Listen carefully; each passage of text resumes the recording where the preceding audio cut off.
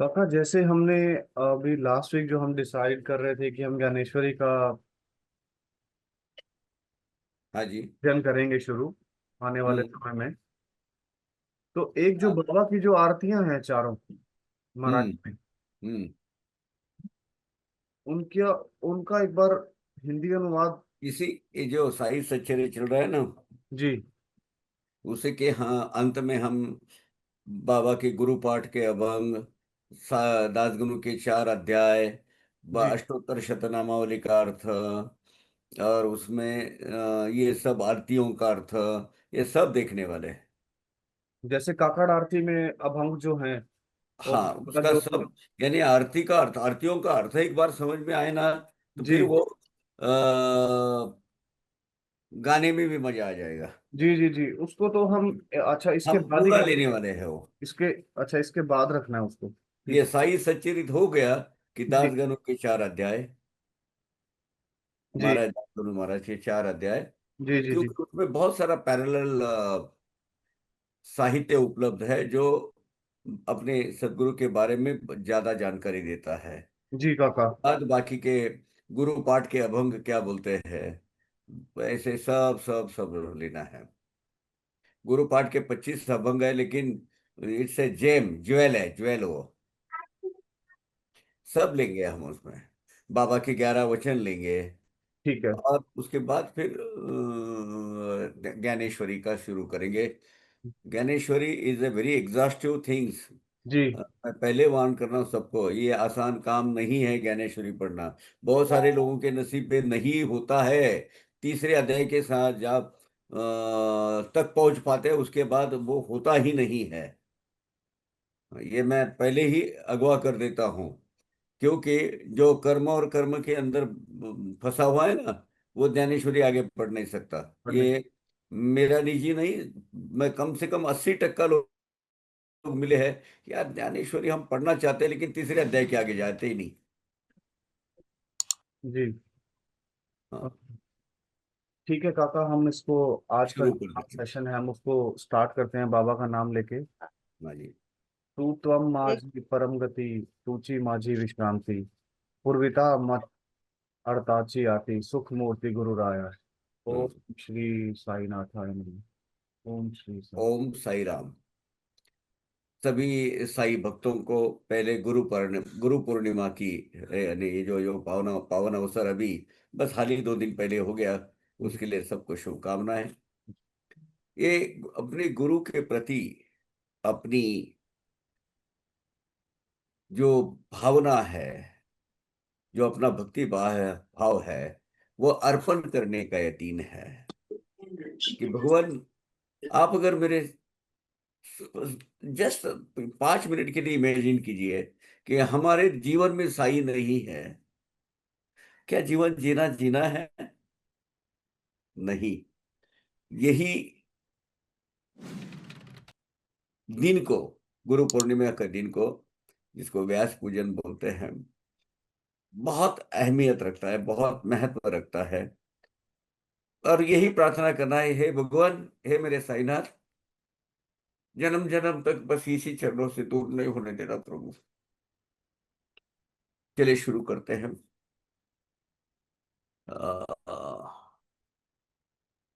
ये last time हमने बाबा का दीप जलाने की देखे, मोहिद्दीन के साथ जो कुश्ती जो हुई नहीं, जी वो देखें, उसका अभ्यास अध्ययन किए हैं। बाद में थोड़ा सा रिवीजन करते हैं कि बाबा ने दीप दीप कैसे जलाए। फिर से एक बार बोलता हूँ कि जब ये पानी तीरी पंसारी और वो तीली मारवाड़ी ने जब दिया नहीं तेल, बाबा वापस आ गए।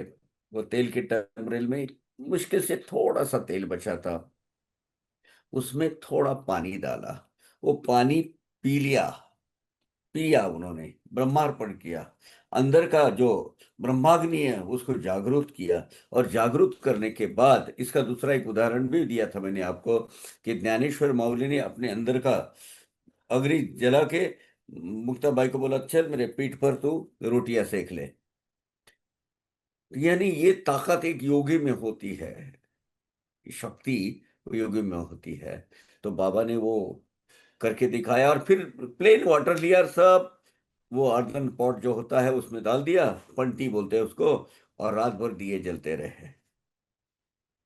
ये दीपों की जला जगमग जगमगाहट से बाकी के लोग डरने लगे। बाबा को आदर भाव नहीं, अभी उन्होंने गुनाह तो किया था, इसके लिए उन्होंने क्या बोला, अभी अपना सत्यानाश चालू हो गया। इतने बड़े महान योगी को हमने इस तरीके से सताया, गलत है।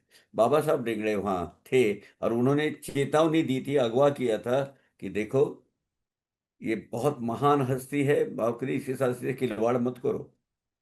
लेकिन बाबा तो दया मूर्ति है, क्षमा क्षमा की साक्षात पुतला है, तो उन्होंने माफ कर दिया सबको। और लेकिन बाबा का बोलबाला इस पर बहुत सारा हो गया उसके बाद।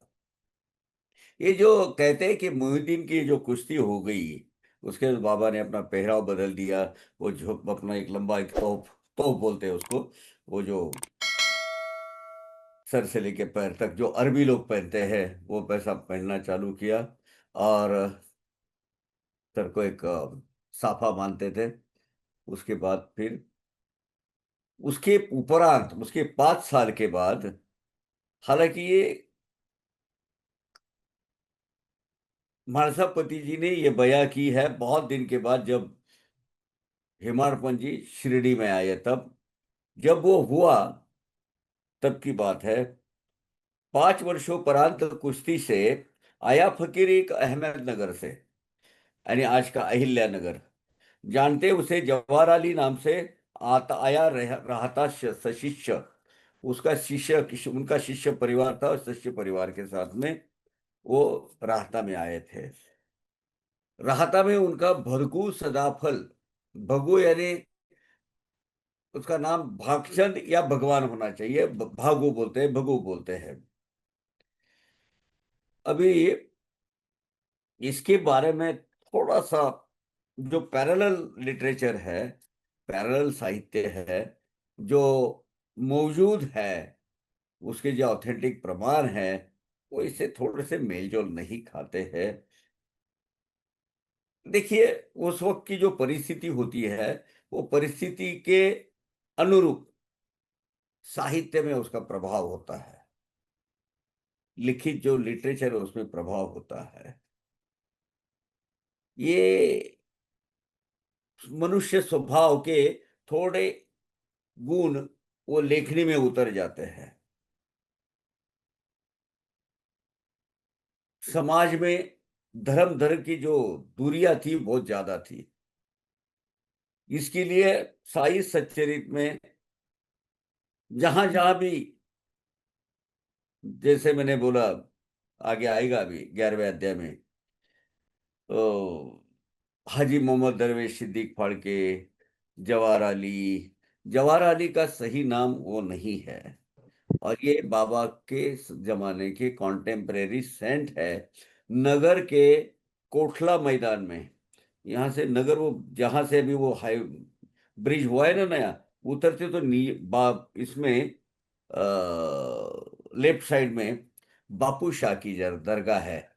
इनका पूरा नाम था हजरत सैयद बाप फाजल शाह बापू शाह जिंदेवली।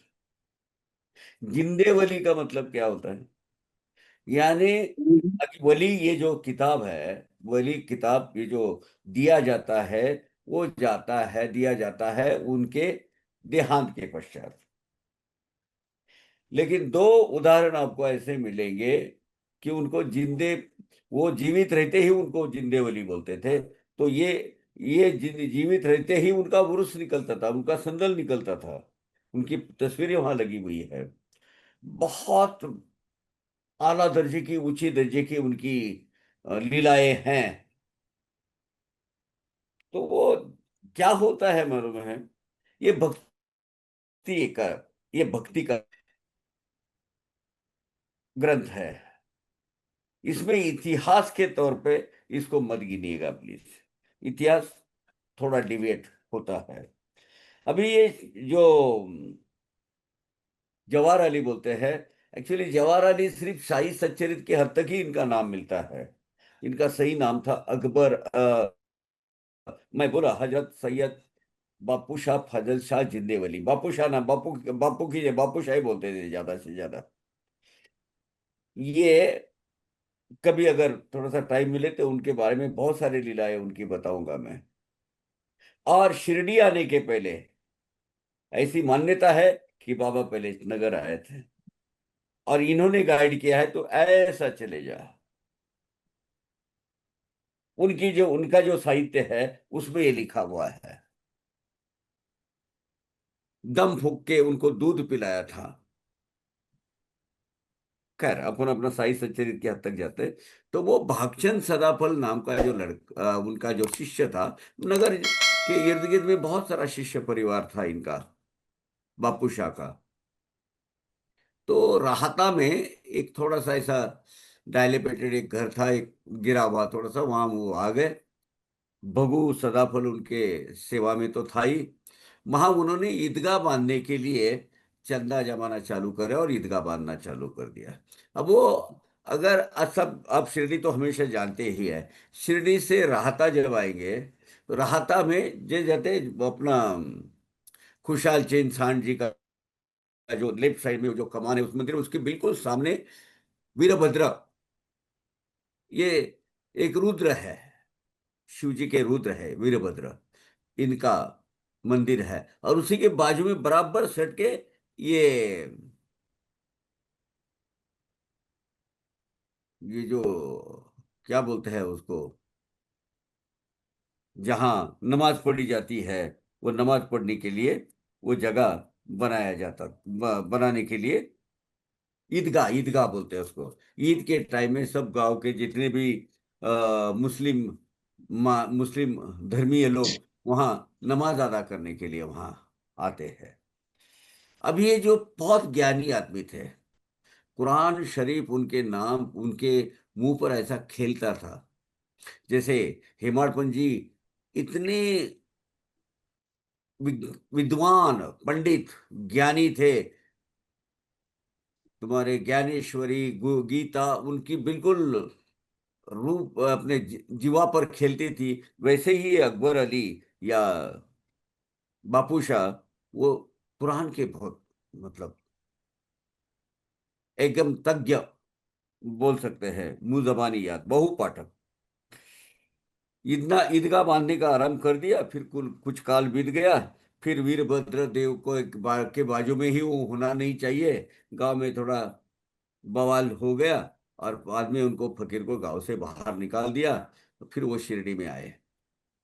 अब शिरडी में आए, अब वो अति मृदुभाषी संत आदमी, वो कभी, संत लोग किसी को बदसलूकी किसके साथ करते नहीं है।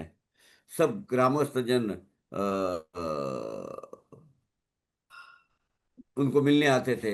लेकिन उन लोगों की सब ऐसी भावना हो गई कि बाबा पर इन्होंने कुछ जादू टोना या टोटका या मंत्र तंत्र किया है, और उसके अंग उनको वशीकरण विद्या से अपना कर लिया, अपना अंकित बना दिया है।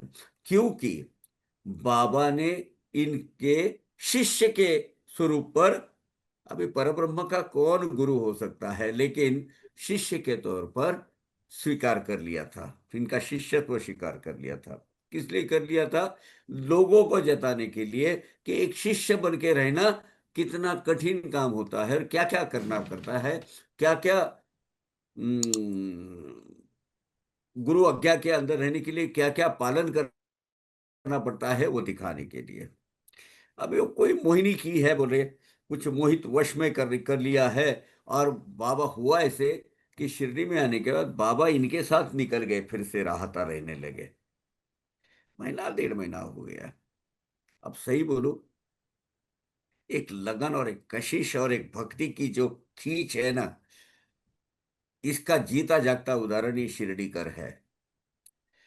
उनको अच्छा नहीं लगा कि बाबा यहां से गए हैं, तो उन्होंने क्या किया, यार बाबा आ रहे हैं कभी कभार, एक आधा एक दिन यहाँ रह रहे हैं और फिर जा रहे हैं उनके पास, और अपने गुरु के घर में पानी तक लाना सब उनकी सेवा करना, महीना डेढ़ महीना साईं बाबा ने ये करना चालू कर दिया वो राहता में।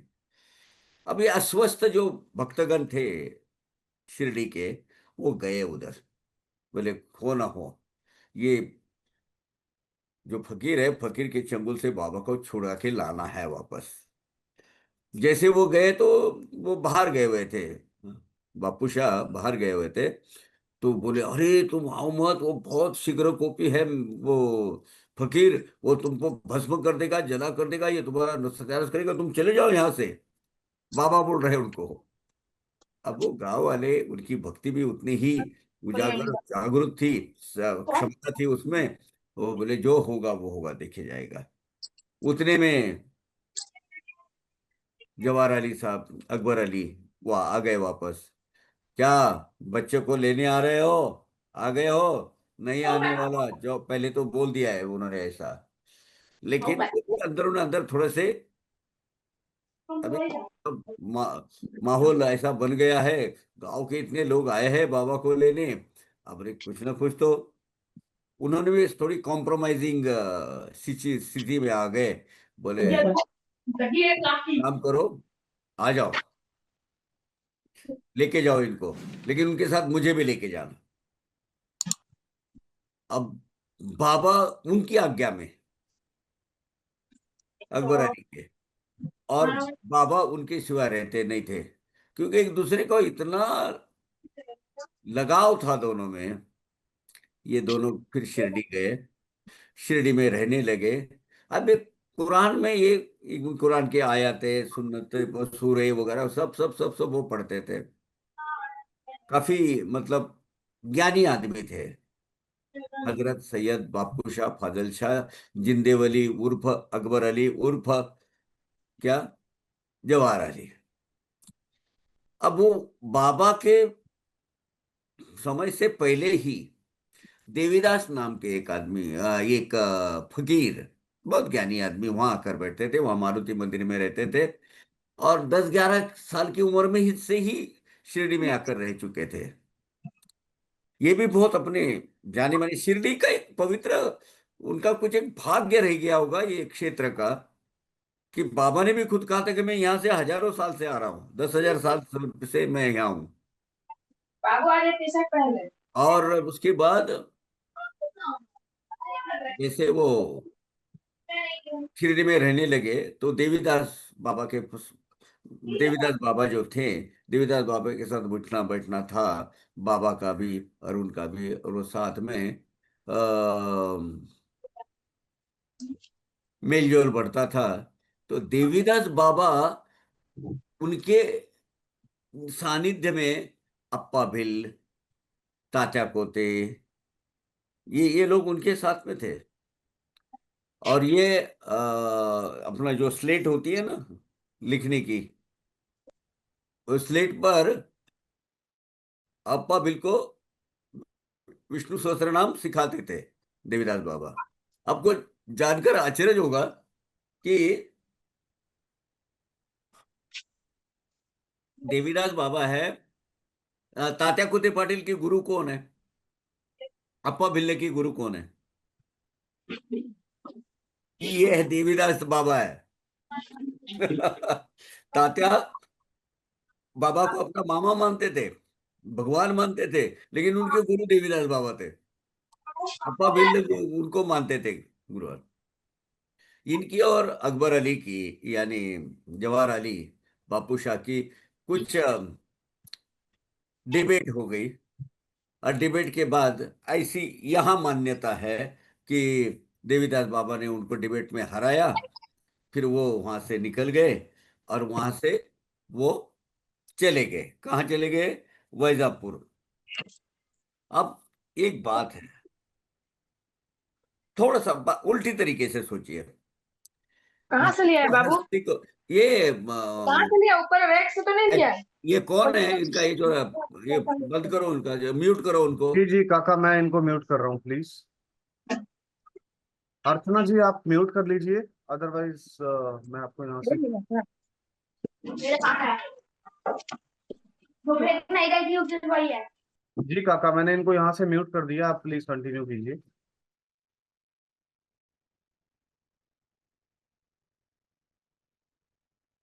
हेलो काका, आपको आवाज आ रही है मेरी? हेलो। हेलो। हेलो। हाँ, मुझे तो आ रही है। जी जी काका, मैंने उनको म्यूट कर दिया मैंने उनको म्यूट। हाँ, जी। तो बाबा अपेक्षा जवाहर अली कहते थे, इन्होंने मेरा चेला तू, मैं गुरु तू शिष्य, ऐसा रिश्ता बनाते हैं। तो आज से तू मेरा शिष्य बन जाए, मेरा चेला बन जा। और बाबा ने स्वीकार कर लिया था। हालांकि परब्रह्म का कोई अवतारी पुरुष का कोई गुरु नहीं होता है, लेकिन लोगों को आप शिष्य बनने के लिए आचरण कैसा होना चाहिए वो बताने के लिए बाबा ने क्या किया है। बाबा ने खुद, जब एक बड़ी चीज होती है, I ask you do no question. गुरु शिष्य बनने के लिए पहले एक चीज ये होती है, मैं कहूंगा तुझे मानना है, उस पे किंतु परंतु नहीं। जो इस भावना से भक्त बन जाता है, डिसिपल बन जाता है, वही आगे मकाम हासिल कर लेता है। एक बीच में बहुत अच्छा ये आया था, 20-25 साल हो गए होंगे, कराटे किड नाम का। अगर पूरा इसमें तो आप पढ़ लेना। उसमें छोटा बच्चा है, उनको एक उनका गुरु जो है, वो गुरु उनको वो कराटे सिखाने के लिए पहला पहला नियम बोलता है। पहला नियम ये, I ask you do no question, if you ask this then I will accept you as my disciple. तो ये चीज बाबा ने यहां बता दी है। पर ब्रह्म साईनाथ ने उनके घर में पानी तक भरा है, उनकी सेवाएं की है। ये ऐसे एक दूसरे को मिल गए थे कि जैसे कनक तथा कांति, जैसे दीप तथा दीप्ति, वैसे ही ये गुरु शिष्य स्थिति ऐक्य प्रतीति उभयों की। इतने घुल मिल चुके थे कि दिया दीप जो है वो बात दीप्ति से, मतलब उसके प्रकाश से अलग हो रह सकता है क्या? नहीं ऐसा। अभी एक दूसरी जो वो भी है और बड़ा अच्छे, बड़ी अच्छी है। साई पर ब्रह्म का पुतला, जवाहर अली का ब्रह्म कुमड़ा, देवीदास ने कसौटी पर परख डाला, कद्दू फूटा शिरडी में। थोड़ा एग्जैगरेशन हो रहा है, ठीक है। उनके डिबेट हो गए, डिबेट के बाद वो वहां से निकल गए। लेकिन ये देवीदास उतने भी ज्ञानवंत थे। उन्होंने अपना काशीनाथ सिंपी और तात्या और क्या नाम इनका, अप्पा बिल, इन्होंने उनका शिष्यत्व स्वीकार कर लिया था। फिर वहां से जवाहर अली निकल गए और वो इधर गए, वैजापुर गए। वहां से जरा आगे है थोड़ा सा उसमें। लेकिन इसमें हमें एक संदेश मिलता है क्या? उसका गुरुत्व उसके पास, मेरा शिष्यत्व मेरे पास। शिष्य बनकर मुझे कैसा आदर भाव से रहना है, किस तरीके से बाबा की ये लीला है। और ये बाबा की लीला सामान्य जनों के आकलन शक्ति से बाहर है। गुरु कौन, चेला कौन, इसका फैसला यथावकाश बाद में हो चुका, वो बात बाकी है। लेकिन बाबा ने, साईनाथ परम ब्रह्म ने खुद अपना शिष्यत्व किस तरह से निभाना चाहिए उसका सबक सब लोगों को दिया है। और इसमें एक वो भी है, सब लोगों ने उसमें ख्याल रखना बहुत जरूरी है। अगर अपना जीवन एक सुखी आनंदी संपन्न जीवन जीना चाहते हो, ये रोजमर्रा की जिंदगी की जो जटिलता है, जो कठिनता है, जो संकट है, जो कष्ट है, उसी के अंदर भी आपको, हमको, अगर एक रिच फुल ऑफ स्पिरिचुअलिटी ऐसा लाइफ जीना है, तो मैं ये वो भी पढ़ता हूँ, लिख के रखना। वो भी है 155 ऑफ चैप्टर 5। स्वयं उनके बनकर रहना अथवा उनको अपना बनाना। हम किसी के बनकर रहना चाहिए, या तो उनको अपना बनाना चाहिए। इससे अन्य न उत्तम होता, इसके बिना बेड़ा पार नहीं। सदगुरु के बन के रहने में ही अपना बेड़ा पार है। ये बहुत अहम उद्देश्य इसमें दिया है। हम क्या करते हैं, संकट की मालिका आ गई, इधर आ गया, बाबा बाबा बाबा भी माफ करो, अभी बचो, बचाओ, मैं आपसे थोड़ा भटक गया था, लेकिन देखो ना ये सब आ रहे, ये प्रकृति मुझे इस तरीके से सता रही है, अब मैं आपका। अरे आपके जान का सवाल आया या किसका भी सवाल आया, तो गुरु गुरु होता है भाई, गुरु गुरु होता है। गुरु के बनकर रहो या गुरु को अपना लो, अपना अपना बनाओ। आप गुरु के बनकर हो यानी टोटल सरेंडर, या अपनी भक्ति की ताकत में इतनी क्षमता अपने बढ़ाओ कि गुरु स्वयं अपने पास आ जावे। जैसे पुंडलिक, अभी हो गई ना आषाढ़ एकादशी, मैं माँ बाप की सेवा कर रहा हूँ, देवा जरा थोड़ा सा रुक जा इधर, ये जो ईंट तेरे सामने फिटी है, रखी है, उसके ऊपर खड़ा रहे, ये जरा सेवा से, उसके बाद फिर मैं तेरे से वार्तालाप करूंगा। और 28 युगों तक आज जय श्री कृष्ण भगवान, भगवान विष्णु पंडरीनाथ पांडुरंग के रूप में वहां आज भी खड़े हैं, इंतजार करते हुए कि पुंडलिक की सेवा कब खत्म होगी और मैं उसको मिलूंगा कब। ताकत, ताकत अपनी भक्ति की, ये संदेश ये 5वें अध्याय में मिलता है। और ये गुरु शिष्य चरित है। और ये कहे, यही इस आचरण का सबक, बाबा ने जो शिष्यों सिखाया था जवाहर अली का, यही है इसका आचरण का सबक है। पर दुर्लभ ऐसा निशंक होगी जिसके मन की यही टेक, निराभिमान गढ़ वह चढ़े। निरा खुद को खोकर, खुद को उसकी आइडेंटिटी खोकर जब तक आप सदगुरु की शरण में नहीं जाओगे, तब गुरु पूर्णिमा में वहां जाकर मत्था टेक कर बाबा मैं आया, कुछ नहीं फायदा। फायदा गुरु के बनकर रहो, अपना तन मन धन न्योछावर कर दो बाबा में, और उसके बाद फिर बाबा क्या करिश्मा लाते हैं, उसका जीता जागता उदाहरण जहां बैठा हो, आंख में आंसू आते हैं। बाबा ने कहा से मेरी जैसे एक गंवार आदमी जो भेड़ बकरियां चराने वाला, उनको यहां तक लेके आए हैं बाबा। ये बाबा की, ये बाबा की महती है, ये बाबा का करिश्मा है। यहां और एक लिखिए, यहां स्वबुद्धि परिकल्पित चतुराई का ना यहाँ कोई स्थान, जिसके मन में साधना सहित अभिमान रहित वर्तन करे। अगर आपको कुछ खुद का हित साधना चाहते हो, हित में अपने परमार्थ मार्ग में प्रगति करना चाहते हो, यहाँ बुद्धि का कुछ भी, बुद्धि के दायरे में कुछ भी नहीं होने वाला। और बुद्धि में भी कौन सी, ये सारा सार विवेक बुद्धि अगर है तो वो आपको वहां तक लेके जाएगी। ये व्यावहारिक बुद्धि 2 और 2 5 करने वाली वो बुद्धि नहीं, वो बुद्धि नहीं। यहाँ चतुराई नहीं चलेगी, हाँ, होशियारी नहीं चलेगी यहाँ। वो आपको पैरों के नाखून से लेके सर के बाल तक पूरी तरह स्क्रीनिंग करते हैं सदगुरु। आप कौन हो उनको जानते हैं, लेकिन आपके गुण दोषों के साथ स्वीकारते हैं। इसका मतलब अपने को ये एक्सरे के सामने खड़ा कर रहे, जाना ही नहीं बाबा, कुछ उल्टा सुल्टा किया तो, ऐसा नहीं होता।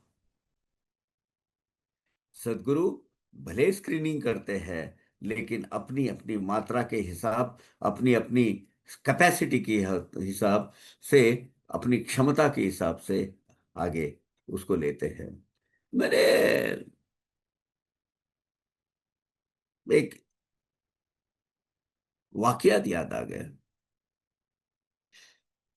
वो लड़का कौन सी कंपनी, वो बम्बई में था, बड़ी कंपनी में, वो गरवारे गरवारे में था, गरवारे में। मेरे साथ कंप्यूटर, वो हम एक बड़े बड़े मेन फ्रेम कंप्यूटर रहते थे, मैं कंप्यूटर ऑपरेटर के मैं ऑपरेट करने जाता था, और वो उनकी कंपनी की तरफ से जाता था, मैं मेरी कंपनी की तरफ से जाता था। बहुत अच्छा, बहुत ये। और इस्कॉन का वो फॉलोअर था, उसकी माँ और वो इस्कॉन के फॉलोअर थे। दिन भर उसने काम किया वगैरह, और 5 बज गया, बोले चलो आज रिजाइन करता हूँ। बोले अरे resign, what does it mean? अरे तो साथ में ये परिवार वगैरह सब बोले नहीं, बोले मैंने शादी की नहीं है। वो तो हमें भी पता था शादी नहीं की है उसने। माँ पूरी इस्कॉन की वो इसमें सेविका थी। उसने सीधा कर दिया, और उसने मुझे 5 मिनट में कुछ बताया कि बोले ये जो हम अभी जिंदगी जी रहे, इट इज नॉट बर्थ। मुझे से जीवन का सही अर्थ समझ में आ गया है। I have to totally surrender to the my Sadguru. मुझे ये संसार और इसके झलमेले में नहीं पड़ना है। प्रगत आत्मा था वो। और बोले बोला फिर ये होगा कैसे? बोले नहीं, और ये तेरी तो इतनी हालत वगैरह ऐसा वो मतलब इतना कोई इकोनॉमिक सिचुएशन वगैरह तेरी अच्छी नहीं है। बोले क्या करना है इकोनॉमिक सिचुएशन? और उसने मुझे 2 वाक्य बोले थे, वो वाक्य मैं आपको बताता हूँ।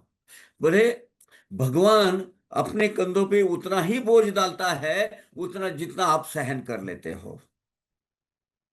जीसस क्राइस्ट भी हर एक आदमी के ऊपर उतना ही बोझ देते हैं। वो क्रूस, जो क्रॉस होता है, वो क्रॉस जितना उतना ही वजन का होता है जितना आप जिंदगी भर ढो पाते हो।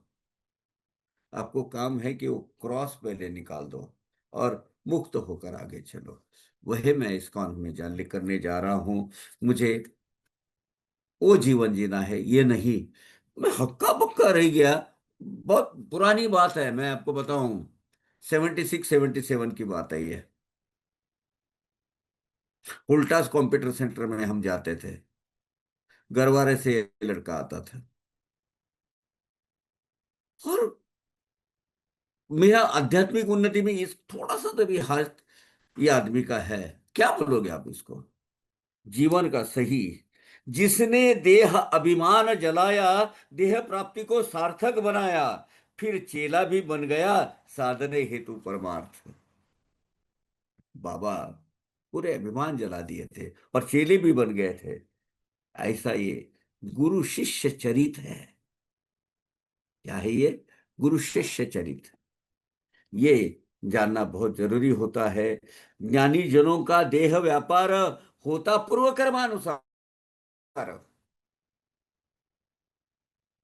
ज्ञानी जनों का देह का जो देह के पीछे जो कर्तृत्व लगते हैं होते हैं, लेकिन वो पूर्व कर्मानुसार होते हैं। लेकिन एक बात याद रखना इसमें, यही तो समझना है, मैं क्यों ये सफरिंग से जा रहा हूं, मेरे साथ क्यों ऐसी उलझने पैदा हो रही है, ये क्या ऐसा हो रहा है, ये जिसके पीछे क्या है? पूर्व संचित, पूर्व सुकृत, अपना नसीबा का खेला है ना। वो नसीबों का खेला कोई नहीं जानता। और इस कौन जानता है? अपने सदगुरु जानते हैं। और अपने को जिस प्रकार की जीवन प्रणाली अभी प्राप्त हुई है, वो गए जन्मों का परिपाक है। इस जन्म में हमें ये जानना है कि मेरे नसीब में ऐसा क्यों आया है। मेरी उस वो वही हमेशा कंपेयर करते हैं हम, वो गलत है कि अभी मुझे इससे बाहर गिरना है, और बाहर गिरने गिरने वाला मैं तो सक्षम नहीं हूं। फिर सदगुरु, सदगुरु हमको इतने नजदीक लाते हैं। हम कितने भी कुछ दुख कष्ट वगैरह झेलते है, तो झेलने की क्षमता पैदा करते हैं हमें। और वो झेलने की क्षमता पैदा करने के बाद हम धीरे धीरे उलझ जाते हैं। और फिर इसीलिए ये ये संकटों का, ये समस्याओं का, इसका कुछ भी नहीं लगता। बाबा ने अपने 11 वचने में वही तो कहा है, दुख है हरेले सर्व त्याचे। उसके सब दुख हार मान लेंगे, जाएंगे नहीं। वो तो सदगुरु की कृपा से असीम कृपा होगी तो वो निकल जाएंगे, लेकिन वो अपनी हार मान लेंगे। अरे यार ये सही अर्थ समझ गया है कि मैं ही इसका करता हूं, मेरी वजह से हुआ है, औरों को दोष दे के फायदा नहीं है। और जो करना है, भगवान जो भी मैं आज हूं, मेरी वजह पूर्व कर्तृत्व के वजह से हूं। आज आपने आज आपने मुझे मेरी आंखें खोल दी है प्रभु। आप एक काम कीजिए, अभी इस उलझनों को सहन करने की ताकत मुझ में दीजिए। ये बहुत बड़ा संदेश उसमें लिखा है। ज्ञानी जनों का देह व्यापार होता पूर्व कर्मानुसार, उन्हें न प्रारब्ध कर्म का भार। भगवान को शायद प्रारब्ध कर्म का भार नहीं होता, कर्म करता न बनाना जाने। उनको तो कर्म है, नहीं तो कर्म का कोई श्रेय उनके पास होता नहीं, लेकिन हमें होता है। और बाबा कभी कभी अपने कर्म, अपने भक्तों के कर्म अपने ऊपर लेते हैं। कितने उदाहरण हैं, जैसे अंडे के जैसे चार वो बताए थे ना तरखड़ा जी को, खपड़िया जी को, ये देख आपके लिए मुझे ये सब सहन करना पड़ता है। प्लेग जैसी बीमारी, क्या क्या क्या क्या नहीं होता है हमारे साथ में। और बाबा ने ये सब खुद को कर्म है नहीं, खुद को कर्म भोग है नहीं, खुद इसके इससे तो सब परे है, फिर भी अपने भक्तों के खातिर मानसापति जी, उनकी मिसेस बहादुर बाजू में थी, वहां से एक 25-30 किलोमीटर में नांदुर शिंगोटे है, उनकी वो ससुराल थी मानसापति जी की, वहां गई हुई थी। बाबा इधर थोड़े से ये बीमार हो गए थे थोड़े से, और बोले यहाँ बहुत बड़ा फोड़ा आ गया है, उबालू आ गया है, और मुझे वो तकलीफ दे रहा है। जाएगा अभी, ठीक है ठीक है, इसके लिए थोड़ा सा बुखार भी आया है मुझे, लेकिन मानसापति तू चिंता मत कर, निकल जाएगा वो। बाद में पता चला मानसापति जी को, अपने मिसेस को उस वक्त उबालू हो गया था, और वहां वो बुखार से फनफना रही थी। बाबा ने उसकी बीमारी अपने ऊपर ली थी। क्या की थी? अपने ऊपर ली थी। दूसरे दिन जब वो आई, दूसरे तीसरे दिन जब आई, तो उन्होंने बोले ऐसा ऐसा होता, लेकिन बुखार भी उतर गया, और वो जो है, वो जो फोड़ा, वो फोड़ा भी निकल गया। क्या जरूरत थी बाबा को? जरूरत इसके लिए कि अपने भक्तों को भक्ति मार्ग पर रखने के लिए ये जरूरी। यदि सूर्य का हो सके प्रवेश अंधकार में, तो ही उभरे द्वैत भाव ज्ञानियों में। सूर्य का प्रवेश अंधकार में होता है क्या? अंधेरा और सूर्य साथ में रह सकते हैं क्या? नहीं।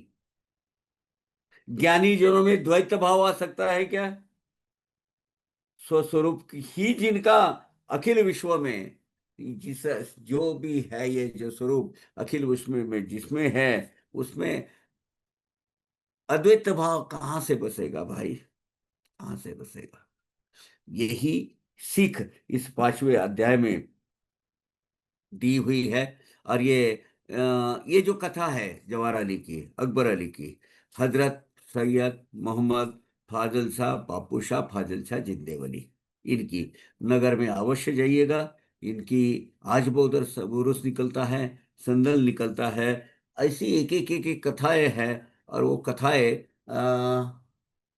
आपको परमिशन हो तो मैं बता दूं। एक 5-10 मिनट ले लेते हैं उसके ऊपर, आप बोलो तो मैं कहूं उनकी कथा है। क्योंकि ये देखिए, ये आप इस एंगल से देखिए, जिस शख्सियत को बाबा ने अपना गुरु मान के थोड़े क्षणिक कुछ दिनों के लिए क्यों ना हो चुना, वो सामान्य हस्ती हो सकती है क्या? ये जो जवाहर अली, जो अकबर अली थे, दौलत से सांड और ये खुशहाल चंद, अमोलिक सिंह ये थे राहता के बड़े लोग, उनकी नगर में जिनिंग प्रेस थी, उन्होंने अपना गुरु माना था इनको। उनके जिनिंग प्रेस में इनका फोटो अभी तक लगा हुआ है, और उन्हीं की वजह से वो रास्ता में उनका जाना आना रहता था। सामान्य हस्ती नहीं थी। हजरत सैयद बापू शाह फाजल शाह बापू शाह जिंदेवली। जिंदेवली, जिंदेपन में ही उनको वली का दर्जा जिसको हासिल हो गया हो।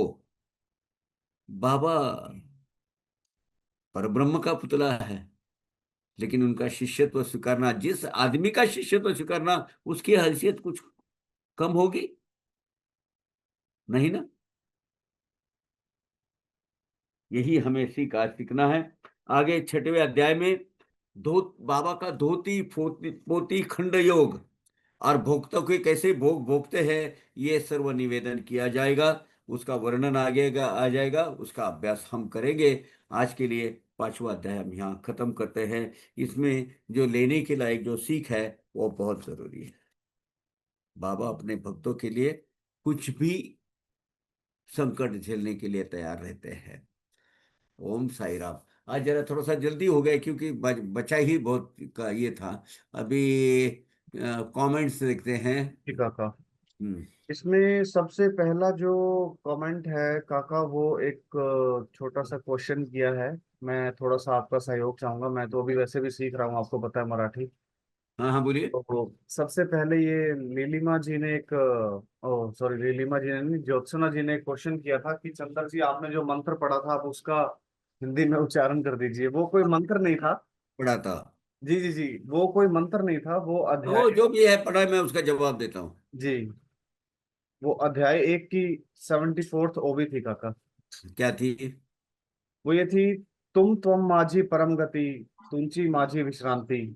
पूर्विका मज अरताची आरती, सुख मूर्ति गुरु राया। हाँ, सदगुरु राय की प्रशंसा में, सदगुरु राय की स्तुति गान है ये, जी कि मेरा अंतिम विश्रांति स्थान तू है और मेरी सदगति भी तू है। मुझे आगे बढ़ाने वाला, ये भक्ति मार्ग पे लेने वाला, आपके उंगली को मेरा हाथ पकड़कर साथ में गाइड करने वाला तू ही है। और आखिरी की मेरी जो विश्रांति स्थान है, तू तू ही है। और तेरी ही वजह से आज मैं ये सदगति पार पार कर सकता हूँ। ये उसका सही बात, सही में अर्थ है। गुरु राय, तू ही मेरा उद्धार करता है, तू ही मेरा करता है धरता है। आगे। अगला एक क्वेश्चन और है, वो है Sairam, this is my first Meru session with Kaka. जी का। अंजू स्मिटन, okay. Om Sairam, Surya Kala, okay. Okay Jyotsna ji, can I once we believe and start question answer session then I will explain you. Okay, हो गया। और आगे क्या है? आपके कोई क्वेश्चन वगैरह है तो बोलिए।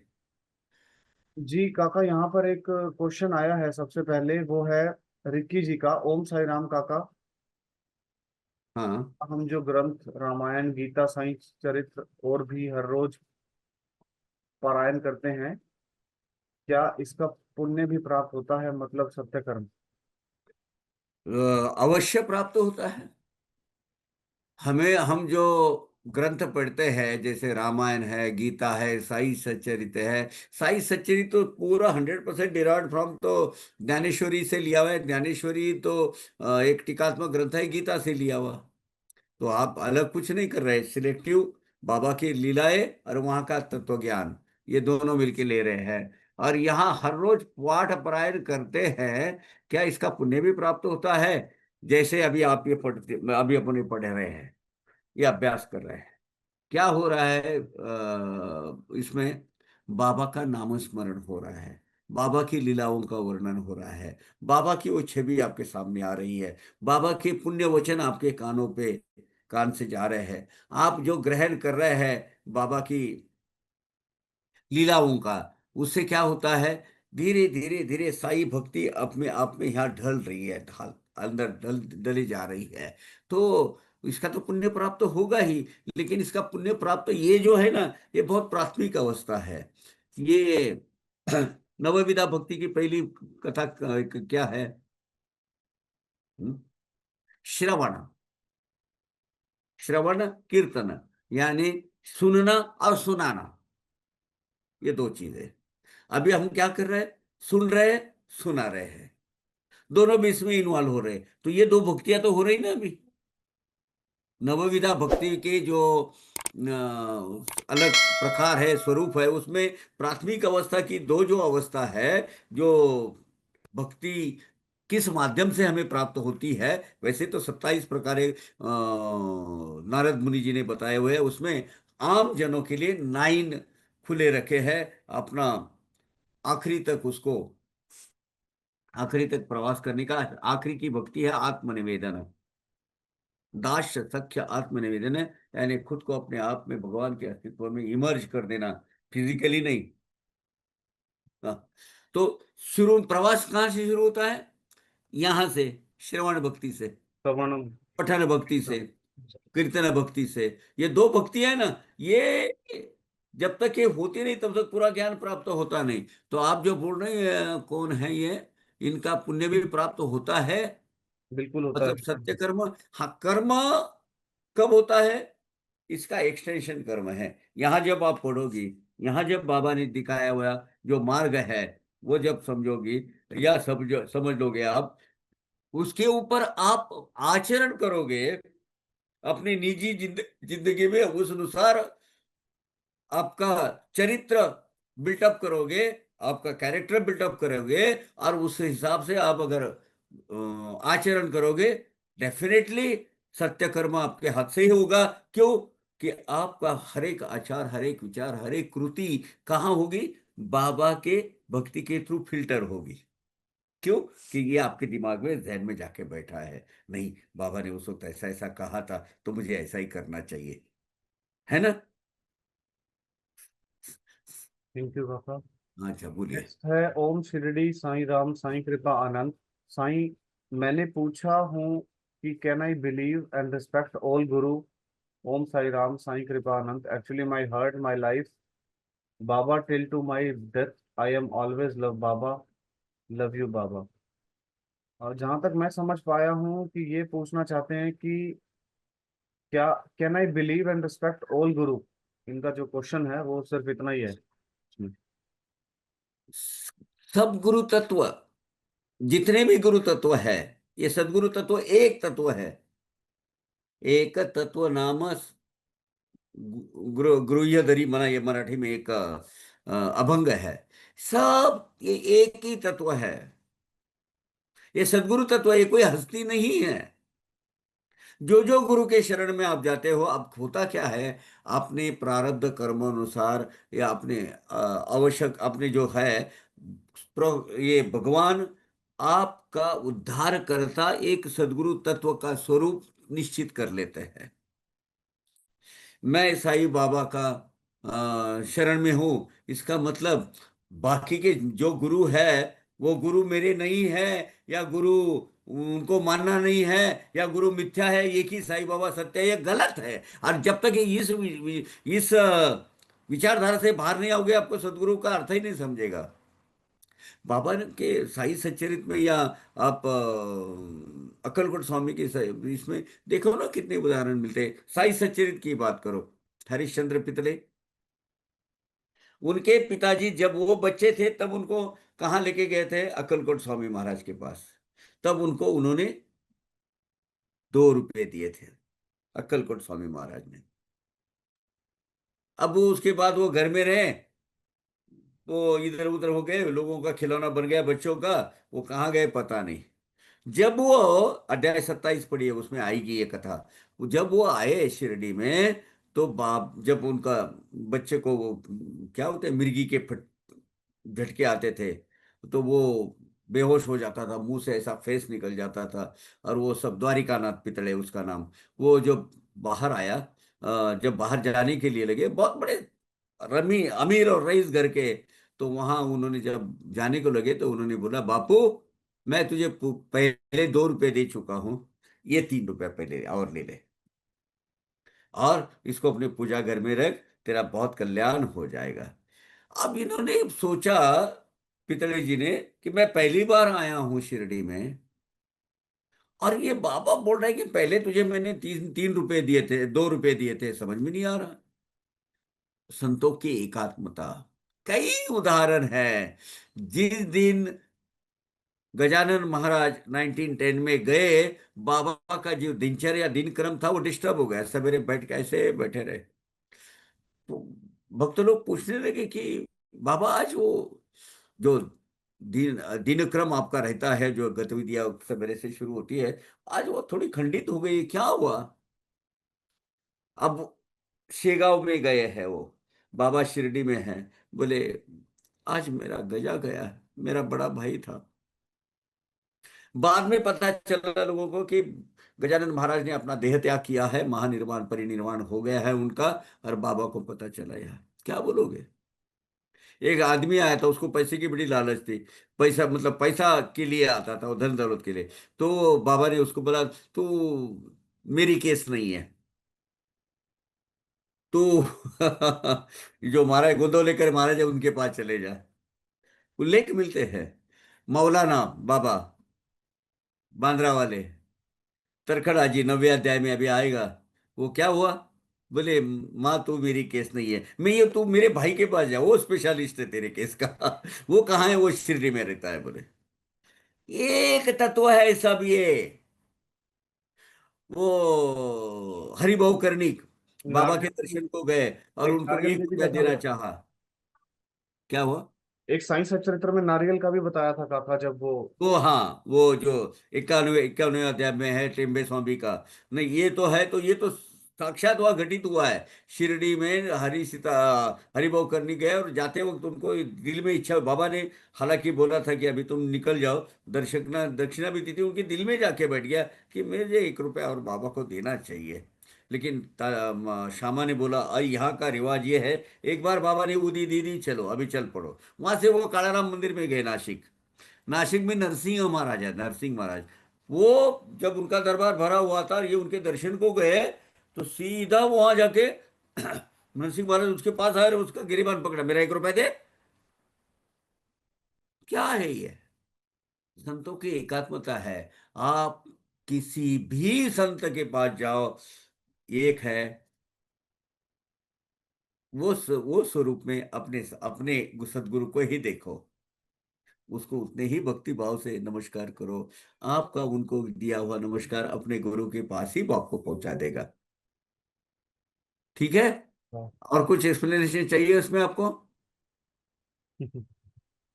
वो जो आप बोल रहे हैं ना, रिस्पेक्ट ऑल गुरु, ऑल गुरु नहीं, एक ही गुरु है, एक ही सदगुरु तत्व है। अलग अलग अलग अलग थाने लेके बैठे हुए हैं, जैसे प्रभारी थानेदार होते हैं, और या अलग अलग सेक्शन ऑफिस होते हैं, वैसे ही सेक्शन ऑफिस है सब, है एक ही, इनका एडमिनिस्ट्रेटर एक ही है। आगे। एक और मैसेज है काका आपके लिए, क्वेश्चन नहीं है आई थिंक, जहाँ तक ये बहुत छोटा है, मैं पढ़ नहीं पाऊंगा। मैं पढ़ता हूँ आपके लिए। हम्म। ओम साई राम पवार काका, मेरी जिंदगी में बाबा ने हर मोड़ पर मुझे संभाला है। जो कुछ भी मेरे पास है, जो भी मैंने पाया है, वो सब मेरे साईं बाबा की ही कृपा है। बाबा का ये एहसान मैं कभी नहीं चुका सकता हूँ। मैंने पिछले 25 सालों से बाबा की शरण में हूँ और हमेशा उनकी ही मर्जी और राह दिखाए गए रास्ते पर चलने की कोशिश की है। हर समय बाबा ने मुझे गाइड किया है, जैसे एक माँ अपने बच्चे को संभालती है। बराबर। मैं एक बहुत कठिन दौर से गुजर रहा हूँ। मैं अपना बिजनेस चला रहा हूँ, लेकिन कुछ समय से काफी नुकसान हो रहा है और चीजें कंट्रोल में नहीं है। रोज बाबा से प्रार्थना करता हूँ कि वो मुझे एक बार फिर से रास्ता दिखाएं, लेकिन दिल के किसी कोने में ऐसा महसूस होता है जैसे मेरी कोई भूल, कोई दोष, या मेरे कोई ऐसा व्यवहार हो गया है जिसके कारण मुझे बाबा का आशीर्वाद उतना नहीं मिल रहा है। शायद मैं ही कुछ समझ नहीं पा रहा हूँ। पवार काका, आप तो स्वयं बाबा के साक्षात रूप हैं। हे, गलत तब बोल रहे मुझे मार्गदर्शन दीजिए। मैं पूरे मन, वचन और कर्म से बाबा की शरण में हूँ। आप मेरी सहायता कीजिए कि मैं अपनी गलतियों को समझ पाऊँ, अपनी एनर्जी और कर्मा को सुधार पाऊँ, और एक बार फिर बाबा के चरणों में अपने जीवन को सफल बना सकूं। बाबा से मेरी यही प्रार्थना है कि आप मेरे लिए विचार करें और मुझे अपनी अनुग्रह दृष्टि से देखें। ओम साई राम। ये है देखिए, एक तो सनातन आपने धर्म। मेरा कंपेयर बाबा के साथ किया, ये सरासर गलत है। ये बाबा मुझे डंडे से मारेंगे क्योंकि मैं आपके साथ का जैसा ही एक साई भक्त हूँ। वो छोड़िए, अभी आपकी ये समस्या, बेटा हर आदमी, हर शख्स, हर इंसान इसी दौर से गुजरता है। देखिए मैं आपको एक बात बताऊं, आप जो नुकसान हो रहा है, लक्ष्मी जा रही है, तकलीफें आ रही है, फाइनेंशियल ट्रबल में आए हो, कुछ उथल पुथल हो रहा है और समझ में नहीं आ रहा है कि ये ऐसा क्यों होता है, ये जो चीज है, बाबा को रोज प्रार्थना कीजिए कि बाबा इसमें से बाहर आने की, और मुझे सेल्फ रियलाइजेशन मोड में डाल दीजिए, एटो मोड में डाल दीजिए कि मैं समझ पाऊं, संभल पाऊं और मैं इसमें से बाहर निकल पाऊं। ये प्रार्थना करते रहिए। एक बात बताता हूँ आपको। आप बहुत मैच्योर्ड भक्त लगते हो, बहुत अच्छी आपकी सोच है। आपको पता है कि ये सब अपने कर्तव्यों का फल है, और ये कर्मों का फल तो बंदे तुझे भोगना पड़ेगा। लेकिन ये साई शक्ति कुछ अपने सर पे लेगी, कुछ दर्द कम करेगी, कुछ कुछ तेरे सर पर रहेगा। और ये तेरे सर पे जो रहेगा ना बेटा, वो उसको ये दिन भी जाएगा। मेरे बाबा मेरे बाबा देखेंगे मेरी तरफ, ये दिन भी आएगा। ऐसी दृढ़ भावना से देखिए। देखो ये लक्ष्मी बहुत चंचल है। ये हुआ क्या, एक बार लक्ष्मी जी को लगा कि मैं भगवान की इतनी सेवा करती हूँ, ये करती हूँ, और मुझे तो कोई गिफ्ट के तौर पे कोई देते ही नहीं है। और तो भगवान को बोले बाबा, मैं भगवान मेरी सेवा का तो कुछ मोल कीजिए आप। तो बोले तू तो अनमोल है, तुझे क्या चाहिए? तो बोले मुझे एक ऐसा कुछ वर दे दो जो सबसे निराला हो। बोले क्या चाहिए? मैं ये पृथ्वी तल के सभी किसी भी प्राणी मात्र को जो जिस इच्छा है उसमें उनको धनवान बना सको, चाहिए उतनी संपत्ति दे सकूं, कितना भी कुछ भी कर सकूं, इसके अधिकार मेरे हाथ में दीजिए। मैं लक्ष्मी, यानी उन लोगों की जो धन संपदा है उसका नाम मेरे से हो। मैं बोलते ना, लक्ष्मी कितनी है आज, लक्ष्मी पाते हो, लक्ष्मी पाते हो तो तुम्हारे पास धन संपदा है कि नहीं? तो भगवान ने बोला ठीक है लक्ष्मी जी, आपको दे दिया, लेकिन एक है, जब जरूरत पड़ेगी मेरे भक्तों के उद्धार के लिए तब मैं उसको निकाल लूंगा। ये अगर मंजूर है तो बोलो तुमको ये अधिकार देता हूं। दे दिया। अब ये बात चारों तरफ फैल गई, चारों तरफ फैल गई। सरस्वती जी आ गई। सरस्वती जी बोली भगवान मैंने क्या गुनाह किया, मुझे ऐसा कुछ दे दो, मेरी गिफ्ट का क्या, मुझे कुछ ऐसा दे दो जो लक्ष्मी जी से अच्छा हो। तो उन्होंने बोला ठीक है, धन तो उनको दे दिया है, अब मैं तुम्हें ज्ञान देता हूं। लेकिन मैं उससे एक अच्छा एक वरदान तुम्हें देता हूं। जो तुम दोगी, जिसको दोगी, जिसको देना चाहोगी, वो मैं भी स्वयं वापस नहीं ले सकूंगा। लक्ष्मी जी का तो मैं ले लूंगा, लेकिन तेरा नहीं ले लूंगा, तेरा नहीं ले सकता। तो क्या नाम है आपका? बोले एक मिनट, वैभव, राइट? अच्छा, वैभव जी, आप बिल्कुल चिंता न करें। ये आपके उद्धार काल के लिए और अपने अच्छे दिन आने के लिए भगवान ने ये स्वयं एक योजना बनाई है, आपको ये धक्के दिलाने के लिए। गाड़ी एक पटरी से दूसरी पटरी पर जाते वक्त थोड़ी सी खड़खड़ाहट होती है, ये खड़खड़ाहट है। इसका इतना डीप मत सोचिएगा। ये जो नुकसान है, बाबा को प्रार्थना कीजिएगा कि मेरी गलतियों का एहसास मुझे करने दीजिए। और वो आपको पता है, आप अच्छे ज्ञानी आदमी हैं, और ये ज्ञानी जो सरस्वती जी ने आपको दिया है वो वापस नहीं लेने वाले। तो ये आपकी इकोनॉमिक सिचुएशन है जिससे लेकर जो आप उलझे हुए हो, ये समझ लो कि भगवान का एक वरदान है आपको ठिकाने पिलाने के लिए। और आप इससे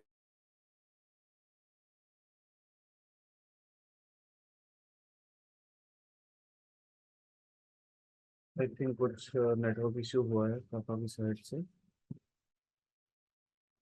और निशा जी, आपको मेरी आवाज आ रही है? आप कंफर्म करेंगे एक बार?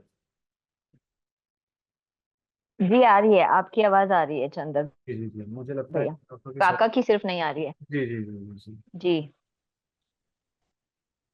भले बाद में दीजिए, तब तक हम दूसरा ले लेते हैं। बोलिए दूसरा। अब सुन रहे हैं। एक मैसेज है काका। थैंक यू मैसेज समझते हैं इसको। It's a divine experience to attend this session.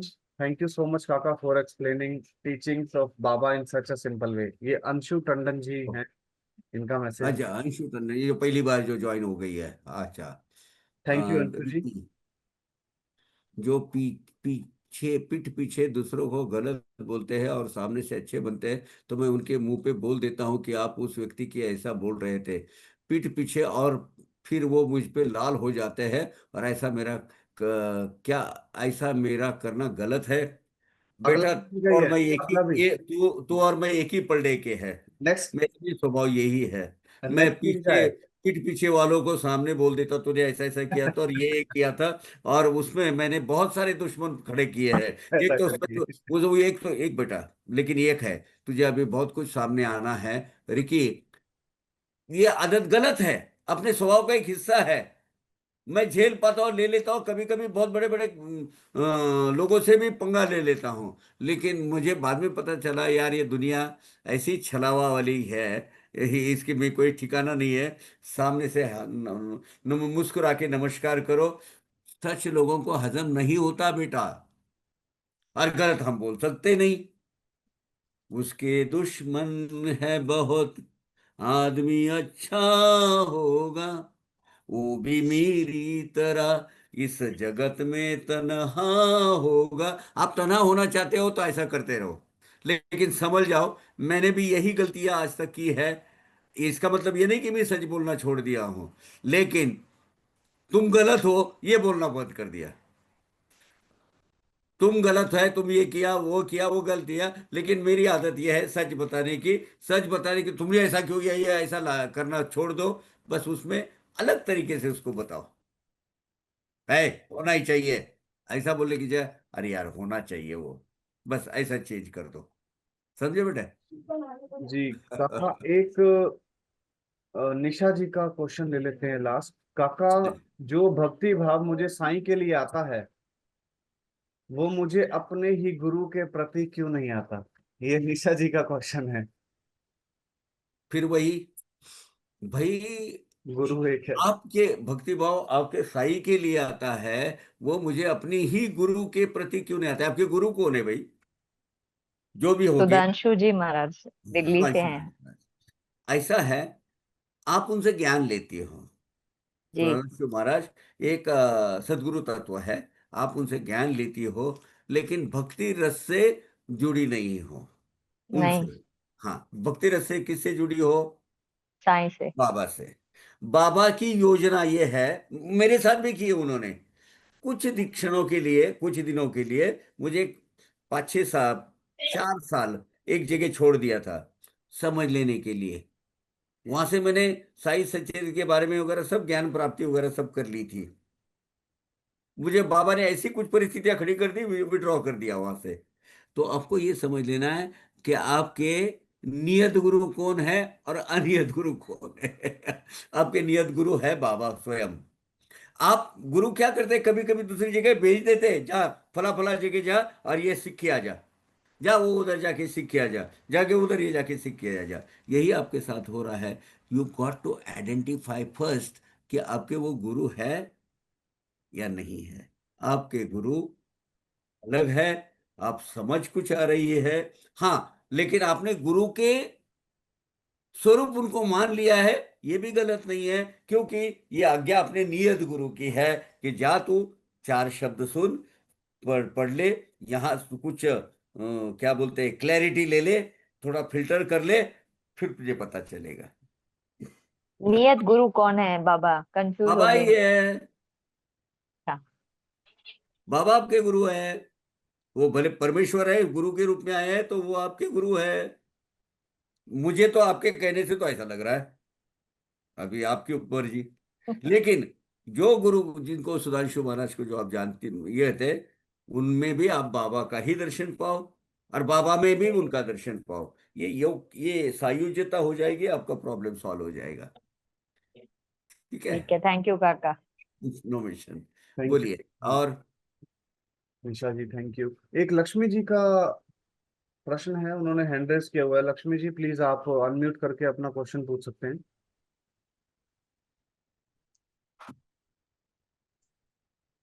Hello Sai Ram काका जी, Sai Hi, Ram ma'am. Chandra ji, everybody Sai Ram.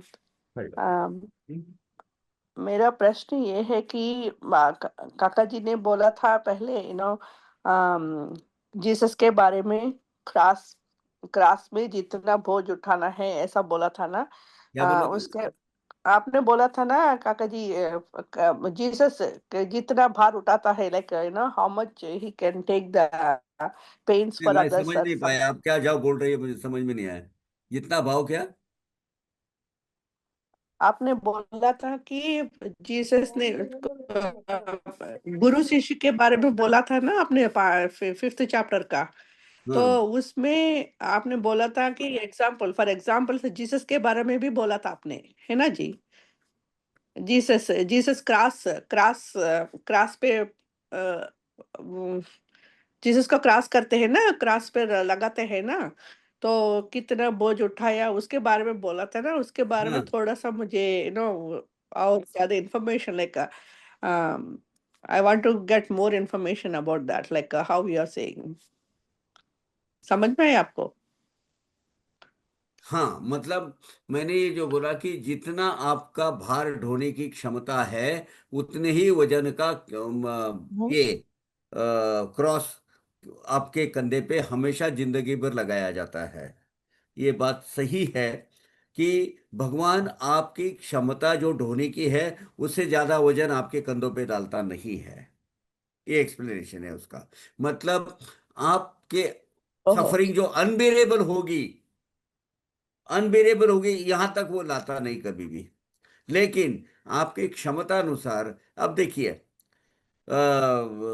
खंत बताई थी, अपना खेद व्यक्त किया था उन्होंने, अपनी एक मन की व्यथा बताई थी मोदी जी ने, कि कितने लोग कितनी आलोचना, कितनी गालियां और कितना मुझे टीका मुझ पर करते हैं, कितना मुझे भर्त्सना करते हैं, लेकिन ये सब मुझे सहना पड़ता है। आपको अपने जीवन में जितने भी गिने चुने लोग हैं, इतने गिने चुने, कुछ उल्टा सुल्टा बोल दिया तो आप एकदम इम्बैलेंस हो जाती हो। और लेकिन जितकी आपकी सहने की शक्ति ओके, है उतना ही क्रॉस, वजन का क्रॉस आपके पास दिया है, उतना ही आपको आता है। मोदी जी 140 करोड़ के लोगों में कुछ लोगों की कितनी 10-20 करोड़ तो उनके आलोचना उनकी सहनी करनी करनी पड़ती है। ये ताकत है उनकी, ये क्षमता हाँ है। जी, आप में वो है, तो है, मुझ में है नहीं है। बराबर। तो ये अपनी अपनी क्षमता जितनी है इस जन्म में, उतने ही भार आप पर डाले जाते हैं। संकटों के बोलो, पर सफरिंग के बोलो, आपके जो भी कर्म के बोलो, उससे ज्यादा नहीं डाले जाते हैं। हाँ हाँ हाँ, ये उसका मतलब अच्छा है। अच्छा अच्छा, okay, got it, understand. Got it. अच्छा अब तो समझ में आया मुझे, थैंक यू अभी थैंक समझ यू में जी। आ गया। काका अगर समय है तो एक प्रश्न और ले लूं। हाँ बिल्कुल, ले ले, है ना, समय बहुत है, 20 मिनट है और। शास्त्र में बैंगन खाने के लिए मना किया है, ऐसा सुना है। श्रीमती तरखंड, वो जिन्होंने शिरडी में बैंगन भेजा था, के माध्यम से बाबा ने हम सबको क्या कोई शिक्षा दी है? Question mark. ये है रिक्की जी। रिकी, कौन सा शास्त्र पढ़ रहे हो बेटा? बैंगन खाना मतलब क्या है? आप ये अनम्यूट कर शास्त्रों में दीजिए रिक्की निषिद्ध जी एक माना मिनट। गया है। देखिए, हर एक की अपनी अपनी कैटेगरी होती है। जो आपके लिए बैंगन शायद सूट ना होता होगा, लेकिन किसी दो औरों के लिए बहुत बैंगन सूट होता है। अपने अपनी प्रकृति के हिसाब से होता है। बैंगन, गवार, या जो सब्जियां है, वो थोड़ी सी क्या होती है, उष्ण प्रवृत्ति की होती है। उसमें अंदर की गर्मी को बढ़ाती है, उसको सात्विक खाने होते, प्याज, ये तमोगुण को बढ़ावा देते हैं। इसलिए शास्त्र ने बोला है कि अगर इसको वर्ज कर सको तो करो। लेकिन ये नियम किसके लिए है? प्याज खाना, जैनिज्म में प्याज नहीं खाते हैं, क्यों? वो प्याज आदमी की भावनाओं को उत्तेजित करता है, उद्दीपित कर देता है। खास तौर पर अपनी जो सांसारिक भावना बोलो, या उसको मैं वो वर्ड मुझे बोल सकता हूँ, लेकिन उसके लिए वो संभोग की भावना को उत्तेजित करता है, बोलते हैं प्याज। तो इसलिए प्याज नहीं खाते। बैंगन भी ये जो अपने शरीर में तापमान बढ़ा देता है, उसलिए नहीं खाने का ये मान्यता है। लेकिन आपका कहना ये है, अगर ऐसा है तो फिर वो बाबा को बैंगन कैसे भेजे गए थे? भैया यही, इसीलिए तो ये कलयुग में ये अवतार हुआ है। ये सब मिथ्या चीजें जो है, इससे इससे कुछ नहीं है। आपका कर्म, आपका कर्म और आपकी विचारधारा और आपकी भक्ति, ये सबसे ऊपर होती है। ये चीजें उसमें कोई माने नहीं रखती। ये ठीक है कि भाई कुछ ग्रहों का क्रोप हो गया है तो हाथ में कुछ क्या बोलते हैं, टोपैज डालो, या ये डालो, सुनिया डालो, या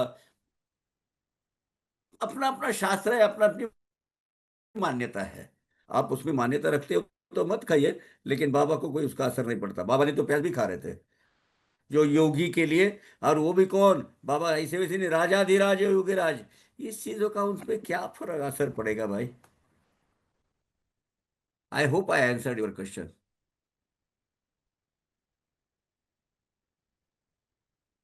ठीक है। जी पापा। हाँ जी, पवर काका जी, वो प्यास जो है ना, like it aggravates also it cools down the body. ये क्या मान्यता आप में क्या जानती हो इसके ऊपर है। मैं तो प्याज खाता हूँ भाई हमेशा, क्या फर्क पड़ता है? मुझे भाता है मुझे वो। मेरे अंदर के जो टॉक्सिन है वो निकाल देता है बाहर वो अपने अपने ऊपर है। डिपेंड ये करता खाने पीने है। पे हमने यही है जो सत्र जो है, ये भक्ति भाव के लिए है। अब भक्ति के लिए क्या, कौन सा आहार होना चाहिए, कौन सा आहार नहीं होना चाहिए, क्या शुद्ध सात्विक आहार होना चाहिए या असत तामस आहार होना चाहिए, ये आप अपने आप के ऊपर है भाई। बाबा ने इस पर विश्वास नहीं रखा और बाबा ने इस पर नहीं किया। वो उन्होंने तो राम बाबा को बोला था अध्याय 23 में, क्या बोला था? अबे गधे, जो पचा सकता है वही खा सकता है, हजम करने की क्षमता है खाओ, हजम करने की क्षमता है ना मत खाओ। और वो जो शास्त्र का जो आप आधार दे रहे हो वो गलत है। एक ज्योत्सना जी का हैंड रेज है काका, के अलावा तो हाँ बोलिए। ज्योत्सना गुप्ता जी, प्लीज आप अनम्यूट कीजिए और प्लीज क्वेश्चन पूछ लीजिए आप। है, उसको इसकी वो भी है, जहाँ पे ये नाना साहब ने उनको समझाया था हिमाचल जी को, जब वो ज्योत्सना आवाज नहीं जी, आ रहा है आपका। यू आर नॉट ऑडिबल, आपकी आवाज नहीं आ रही है। है, आपकी तरफ से तो कोई वो नहीं है म्यूट, देख लीजिए। मेरा आवाज तो नहीं आ रही है आपकी। चाचा जी मैंने तो अनम्यूट कर रखा है। हाँ बोलिए। नहीं, अभी भी नहीं आ रही आवाज? अभी आ रही है। आ रही है जी। काका जी, मैं ये जानना चाह रही थी कि अध्याय 2 में 121वीं ओबी है, जिसमें हेमाड पंत जी ने बताया है कि जब वो जाने में आनाकानी कर रहे थे, मतलब शिरडी जाने का उनका मन नहीं था इनिशियली, और नाना साहब ने उन्हें समझाया था कि तुम शिरडी जाने में इतनी सुस्ती क्यों दिखा रहे हो, क्यों नहीं दृढ़ता से अपने वचन का पालन कर रहे हो। तो नाना जी ने उन्हें कुछ समझाया था, जो सिर्फ इसमें ये लिखा है कि कुछ तर्क दिया उन्होंने, और जो उन्हें अच्छा लगा फिर उन्होंने जाने का प्लान कर लिया। तो बस उन्होंने बाबा की महत्ता और सारी बातें ही बताई होंगी ना, या कोई विशेष उनको उसके बारे में बताया था जो उन्होंने जाने का फिर मन बना लिया? अच्छा, आपको उसका एक्सप्लेनेशन चाहिए कि उन्होंने, नाना साहब जी, ने उनको क्या बताया क्या था? कहा? हाँ हाँ हाँ जी। ऐसा है जी। कि इनकी जो मानसिकता थी हिमाड़पंत जी की, जी। पहले बहुत बार बता चुके थे नाना साहब चांदोरकर की, आप जाके आ जाओ, जाके आ जाओ। जी। लेकिन इनकी मानसिकता कैसी हुई कि उनके एक दोस्त का जो बच्चा है वो लोनावाला में और था, अपने गुरु के नजदीक था, गुरु हाँ उनको साथ में बिठाए थे, इसके जी। बावजूद भी 3 दिन के बुखार के बाद वो चल बसा। जी। जी। जी। तो जी। इनका, यार सब ये जैसा ऐसा होना ही है जिंदगी में, हम्म। जो होना है वो होकर ही रहेगा। देखिए, हिंदू हम्म। माइथोलॉजी के 4 पिलर है। जी। एक पिलर है जो जैसा होना है, जिस वक्त होना है, जब होना है वो होकर ही रहेगा, जी। जी। उसमें जरा भी बदलाव नहीं आएगा। हम्म। हम्म। वो अगर तेरी मोहब्बत का सहारा मिल गया होगा, होता, अगर तूफान नहीं आता तो किनारा मिल गया किनारा। होगा, ये अगर मगर की बात नहीं है। नहीं। जो चीज जिस वक्त जहां जिसके साथ घटित होनी है वो होनी है। जी। दूसरा जी। पिलर ये है, उसका रिग्रेट नहीं करना है। जी। हो गया, तो भूल जाओ। हम्म। हम्म। जो हो गया वो हो गया, वो वैसा जी। ही होना था, वैसे ही होना था, उसके सफरिंग जो आपको परिणाम है वैसे ही नजर आने थे, वो हो गया। जी। जी। है कि नहीं? ये जी। मेथोडोलॉजी पे बाबा अपना भीमड़ जी बहुत ज्यादा विश्वास करते थे, हम्म। हम्म। बहुत। हम्म। तो वो बोले, अगर यार सदगुरु यहाँ बैठे थे, उनके अपने हम्म। दोस्त हम्म। सदगुरु, इसके बावजूद उनके नजदीक में, उनके सानिध्य में वो लड़का चले गया। जो होना है वो होकर ही रहने वाला है, जो जैसा होना है वैसा ही होना है। तो सदगुरु के पास जाने की जरूरत क्या है? अपने कर्मों पे विश्वास रखो, अच्छे कर्म रखो, बस अपन करते रहेंगे। जी। उनकी जो डिबेट हुई सेकंड में, उसमें वही हुआ था बाला साहब भाटे हम्म के साथ। सदगुरु की जरूरत हम्म क्या है? हम्म अपने हम्म कर्म ठीक रखो, हम्म गलत नहीं है। लेकिन आप अपने कितने भी कर्म ठीक रखो भैया, कितने भी अच्छे रखो भैया, सदगुरु का आशीर्वाद जब तक नहीं मिलता है, सदगुरु हम्म, की कृपा आपके पास नहीं होती है, तब आप जी, कितने भी अच्छे कर्म उसको करो, उसका फल नहीं मिलता है। नहीं मिलता है। नहीं मिलता है। जी ये जी जी। बात नाना साहब ने उनको बोली, "बेटे देखो, ये तुम्हारा शयानपन है, तुम्हारे पास रखो, कर होके रहेगा, लेकिन साईं बाबा ऐसी शक्ति है जो जी अनहोनी को भी होनी में बदल देगी और होनी को अनहोनी में बदल देगी। ओ तुमको अनुभव लेने तो जाओ वहां।" जी जी हो जी गई जी इमीडिएटली। जी वहां जाके जी भी जी। उनकी मानसिकता इतनी ये नहीं होती। नाना साहब ने बोला गया है, बाला साहब भाटे के साथ उन्होंने क्या बहस शुरू कर दी, क्या शुरू कर दी? जी। अरे यार, जब खुद को अपना सपना ही करना है, जब अपने हम्म को ही संभालना है, अपने को ही हम्म भुगतना है, तो फिर हम्म जरूरत क्या है? ये हम्म। बात अंदर हो रही है वाडे में। फिर बाबा के पास जब पहली बार गए, तब क्या जी हुआ? ये क्या बोल रहा था? हेमाड पंत बोले, हाँ, तभी है नाम ना, मिल गया वो था। हेमाड पंत हाँ पदवी भी उन्होंने किस लिए ली? हाँ अरे यार, हाँ मेरा ये दोष है। बाबा को पता हाँ। चला, क्यों ना इसको आभूषण के हिसाब से स्वीकार कर ले, जिंदगी भर जी याद रहे कि मुझे हेमाड पंत क्यों जी नाम दिया जी था। जी जी हालांकि जी ये जी जी। दंग मारा है बाबा ने, एक हाँ हाँ तंज हाँ किया है, हाँ। तंज हो के। ठीक है, लेकिन वो तंज कल्याणी भी, है। हाँ, उन्होंने हाँ किया क्यों? क्योंकि आपने करने कराने के बाद में, हाँ। अभी अब आपके साथ जो भी हादसा मैं अभी पहले बोल रहा था, जी जी अब पुराने जमाने में बहुत अच्छा कुछ काम किए होंगे, इसीलिए ये सब हादसे से बाहर आ गई। अब जी आपको जी। लगता था कि ये आपकी क्षमता, ये सब इसमें कुछ से भी नहीं, बाहर कुछ भी बाबा ने नहीं। की ना? जी जी जी, बाबा टोटल ने ऋषि टोटल गजबी वगैरह वो सब कुछ किया, टोटल इसीलिए आप इस पंपरी से बाहर आ गई। टोटल बिल्कुल। हाँ, तो तो ये जो काका जी, उससे पहले एक बार कोई कह चुके थे मेरे को कि मतलब कोई थे एक एस्ट्रोलॉजर कि आपकी इसमें 47 की जब एज होगी तब आपकी मतलब बिल्कुल ऐसा वो होगा कि जो आप की डेथ के नियर टू डेथ होगा। हाँ, अगर तो आप हो गए। बच वो गई एस्ट्रोलॉजर ने तो बोला था, बस उसकी अपनी बहुत ग्रह बेहतर। की स्थिति उल्टी सुल्टी जी करके। जी जी जी जी हाँ, जी। तो और लेकिन फिर यहाँ बाबा तो ने बाबा ये साई शक्ति ने क्या किया? जी बिल्कुल। तो ये उन्होंने कहा चीज, अगर बच यही गई तो चीज फिर उन्होंने, बहुत बढ़िया। यही चीज चांदोरकर जी ने हेमाडपंत जी को बताई थी, बाबा समझा। तुम से ये सब ठीक है, ये बेसिक है, ये बुनियाद है, इसके ऊपर एक जी शक्ति है जो सब जी तितर बितर करके रखती है। आप कुंडली जी के मोहरे जो है ना, हम्म, 108 मंत्र जो पढ़ते हैं ना, 108 मंत्र जी क्यों पढ़ते हो? हम्म, ये हम्म, 12 ग्रह है ना होरोस्कोप में, जी 12 जी इंटू जी। नवग्रह, 12 मई 108। 108, इसके कॉम्बिनेशन है ये पूरे। इसके लिए हम हम्म 108 बार वो मंत्र पढ़ते हैं, कहीं ना कहीं सब हम्म, जगह पिट जाए, एक जी। आवर्तन पूरा हो जाए तो इसमें से बाहर करे। और अभी तो जो आपने जब ये एक्सप्लेनेशन शुरू किया था तो माइथोलॉजी के जो 4 पिलर बताए थे तो उसमें 2 का तो ये वर्णन किया और बाकी दो 2 आगे क्या है? बता दूंगा, अच्छा, दो ठीक है आगे काका बता जी। दूंगा। ठीक है काका जी। नो बहुत बहुत रिग्रेट, शुक्रिया। पहले तो दो चीज रखी है, जो जी होना है वो होकर रहेगा, दूसरा जी। जो हो गया उसे भूल जाओ। भूल जाओ। जी जी आगे जी। के दो बाद में जैसे फ्लो में आएगा तब बता दूंगा। ठीक है ओके, काका जी, ओम बहुत साई बहुत राम। धन्यवाद। शुक्रिया। थैंक यू आगे। चंद्र बेटा जी।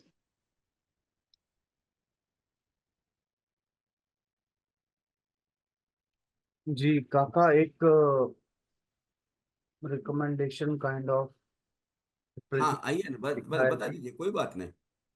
Om Sai loved that depiction of Shishyatva, which Kaka said, I say you do, no question asked. But I would like to know, how does this apply to today's world where there is no dearth of people who claim to be so-called spiritual gurus? And then so many nishpap people who blindly follow them has a lot to do with someone who is a true guru and one who self-proclaims to be one. Thank you so much for asking this question, Preeti. Deepak ji, if you want, you can unmute yourself, and if you want to explain anything, please go ahead. प्रीति दीपक कुछ है, प्रीति दीपक। आ, आपको किसकी पड़ी है? अपने उद्धारकार की पड़ी है कि लोगों के ऊपर तरस आ रहा है? वो लोग जो स्पिरिचुअल गुरु मानते हैं और वो तामझाम करते हैं और ये हाँ करते हैं, वो पहले हाँ तो आप तो एक दैट्स शुद्धात्मा ऑल। है। पहले तो आप एक शुद्धात्मा है। आप सच्चे गुरु की खोज में निकली हो। सच्चे गुरु की खोज में चलते चलते आपको खुद अपना सदगुरु तत्व गाइड करेगा प्रॉपर प्लेस में जाने के लिए। जो जहाँ गुरु परंपरा शुरू हुई, गुरु परंपरा तो ऐसे श्री कृष्ण भगवान से शुरू हुई, लेकिन नाथ परंपरा जो दत्त परंपरा है, दत्त परंपरा में भगवान दत्तात्रेय ने पहला जो इनकारनेशन है गुरु का, सदगुरु तत्व का, उन्होंने 24 गुरु किए।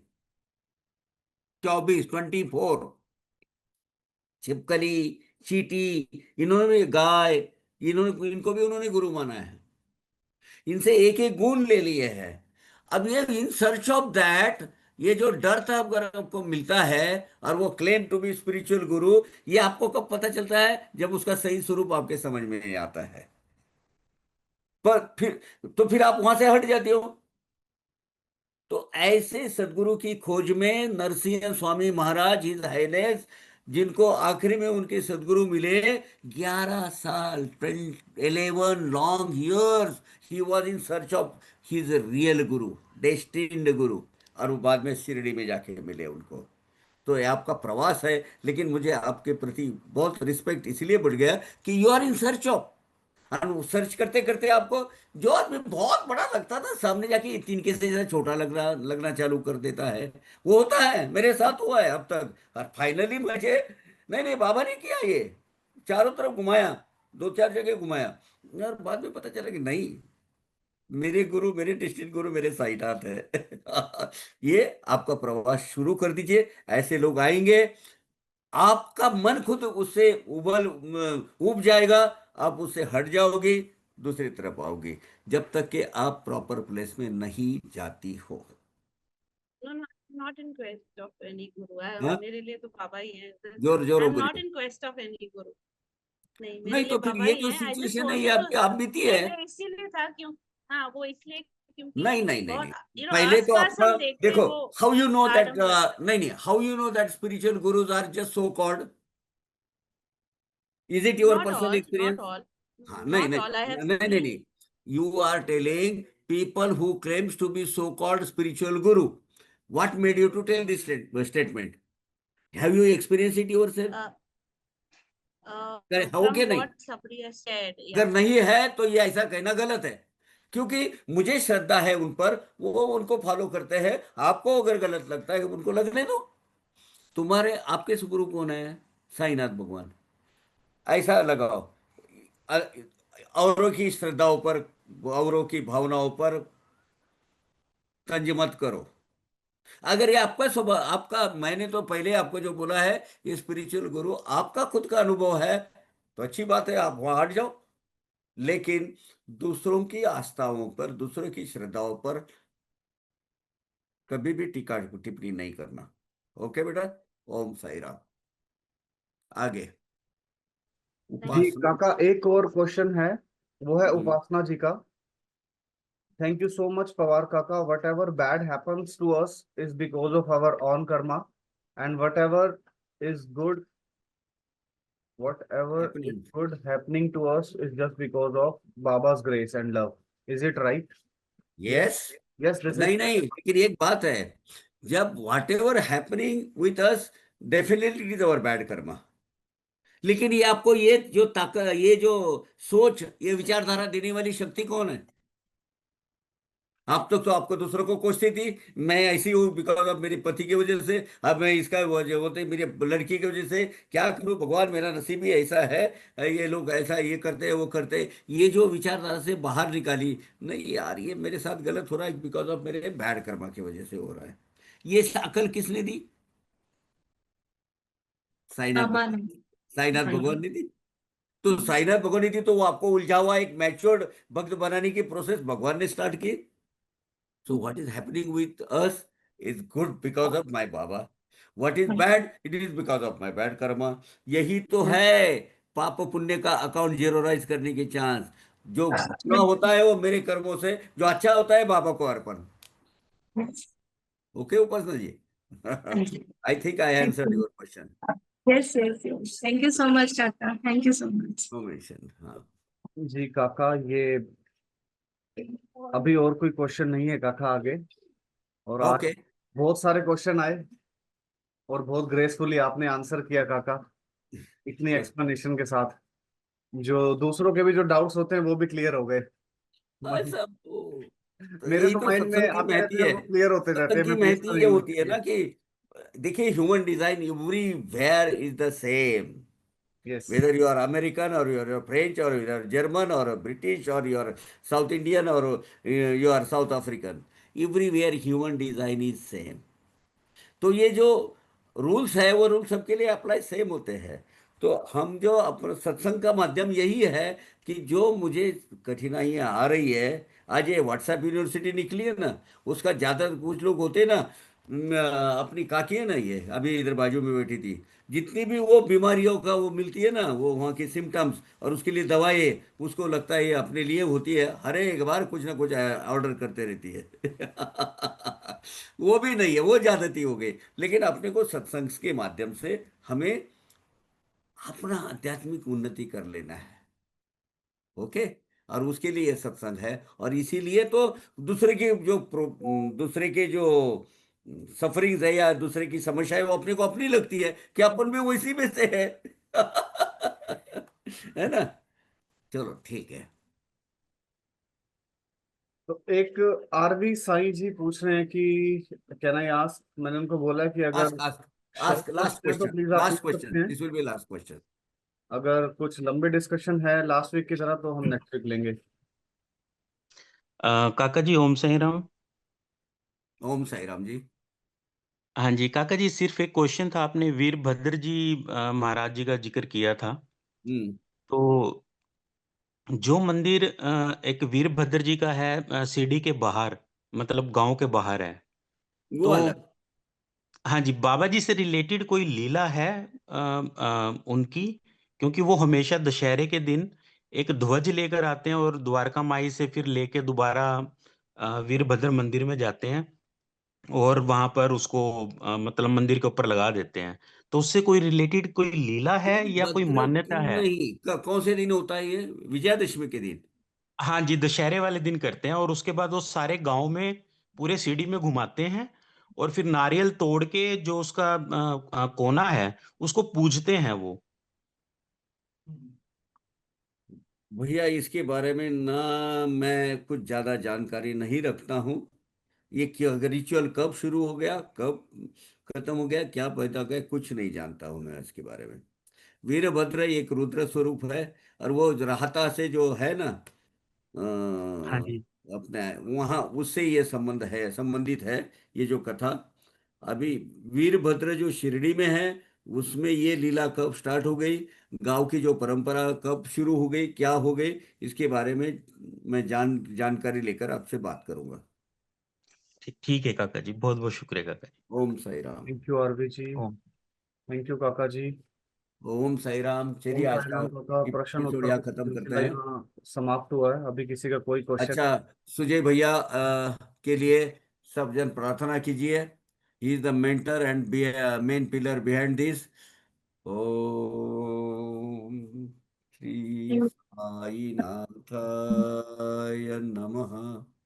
Sai Ram. We will get well soon and Sujay भैया कैसे है, जरा पूछ लीजिए एक बार। एक चीज और अनाउंसमेंट हुआ था पिछले गुरुवार के सत्संग में, वो मैं यहाँ पर रिपीट करना चाहता हूँ एज अ होस्ट, कि साई संगम 11 की जो डेट्स हैं वो फाइनल हो चुकी हैं। नवंबर 13 से नवंबर 16 का प्रोग्राम रहेगा। पूरा स्केड्यूल है वो आपके साथ जल्दी शेयर कर दिया जाएगा। जो भी डिवोटीज बाबा के इस स्पिरिचुअल जर्नी में आना चाहते हैं और आनंद लेना चाहते हैं बाबा की लीलाओं का, काका के सत्संग का और अन्य चीज़ों का, तो प्लीज़ आप टिकट्स अपनी बुक कर सकते हैं। 13 नवंबर को स्टार्ट होगा और 16 नवंबर तक चलेगा। ओम साई राम। ओम साई राम जी। ओम साई राम। ओम Sai Ram Kaka. Om Sai Ram. Thank you so much Kaka for your time. Thank you.